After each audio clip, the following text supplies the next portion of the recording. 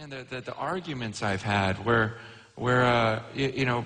people have said, one guy, been in my church for like 15 years, ever since it started. I thought I was one of the key guys. And he comes to me, just not too long ago, and he goes, Francis, here's the problem with you. He goes, you think everyone needs to be this radical. You think that Jesus calls us all to be radicals.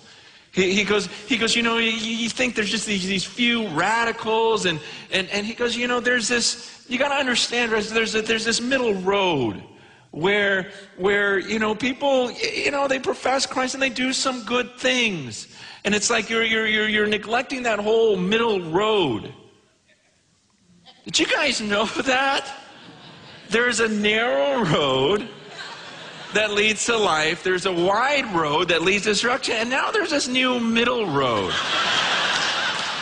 See, I didn't know that. Like a carpool lane. It's just this weird new road we created where you can just do some good things in the name of Jesus and still hold. You just go, you're serious right now. You're dead serious. You found a middle road. You guys, I'm not a real, you got to understand, those who know me know that I'm not a real complicated guy. I tend to think like a kid. I tend to just go, wow, that seems like what it says. I remember when I was a kid, we used to play this game called Follow the Leader. Remember that? I mean, some of you guys don't because you just played video games. But we used to play this game called Follow the Leader, where the leader, flaps his wings and you do the same thing. And it was easy. You just do what the leader did. And it's so weird how in the church we've twisted this. And follow Jesus is a different game. You don't really have to flap your wings. You don't actually, you can just sit there and do it in your heart. Seriously. When I read the scriptures, it says, man, whoever claims to know him must walk as Jesus walked. But we go, well, no, I'm doing that in my heart. You're like the kid sitting on the recliner going, no, I'm flapping my wings in my heart. It doesn't make sense. We distort things because of what we want. Remember Simon Says? That was easy, right? Simon Says, pat your head. But Jesus says it's a totally different game.